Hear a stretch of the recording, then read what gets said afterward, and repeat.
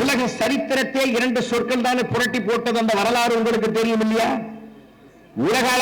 உலகளாவிய மேடை ஒன்று சிகாகோவில் நடைபெற்ற போது மேடையில் போடப்பட்ட 33 நாற்காலியில் ஓரமாக உட்கார வைக்கப்பட்ட ஒரு துறவி அவருடைய அறிவினுடைய வியப்பினாலே மறுநாளே மையத்தில் உட்கார வைக்கப்பட்டார்.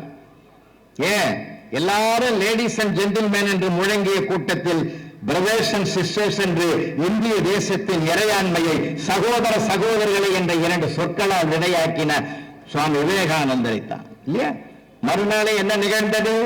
உலக அழகியாக பட்டம் சூட்டிக் கொண்ட ஒரு பெண்ணொருத்தி சுவாமி விவேகானந்தரை சந்தித்து, நீ உலக அறிஞன், உலக அறிவாளி, நான் உலக அழகி, இருவரும் திருமணம் புரிந்து கொண்டு ஒரு குழந்தைக்கு தாய் தகப்பனானால் அந்த குழந்தை உலகத்தில் அறிவும் அழகும் நிறைந்த குழந்தை என்ற பட்டம் பெருமையும் சிறப்பும் பெறும், என்ன சொல்கிறீர்கள் என்று அந்த சாமிஜியை பார்த்து கேட்டார் அந்த அம்மா.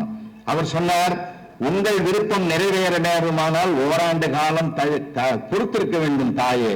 நீங்கள் விரும்புகிற பிள்ளை அறிவும் அழகு வாய்ந்த மகன் கிடைத்து விட்டான் தாயே. அந்த மகன் நான் தான், என்னை பெற்ற தாய் நீதான் என்று மணக்க வந்தவளை தாயாக பார்த்த ஒரு மனிதனுடைய வரலாறு உலகத்தையே வியக்க வைத்தது என்றால் எவ்வளவு பெரிய பெருமை! அந்த வரலாற்றை படிக்க வைங்க. மகாகவி பாரதியாரை படிக்க வைங்க, பாவேந்தர் பாரதிதாசனை படிக்க வைங்க. ஒரு நம்முடைய மொழி உணர்வு, ஏன்னா நம்ம காலத்தால ஆங்கில மொழி அதிகமாக வளர்ந்து கொண்டிருக்கிற நேரத்தில் தமிழ் உணர்வும் தழைக்க வேண்டும் என்றால் நிறைய தமிழ் நூல்களை வாங்கிங்க. ஒரு எழுத்தாளரையும் நாம் வாழ வைக்கிற பெருமைக்கு ஆளாகிறோம் என்று அன்போடு இந்த நேரத்தில் சொல்லிக் கொண்டதிலே பெருமைப்படுகிறேன்.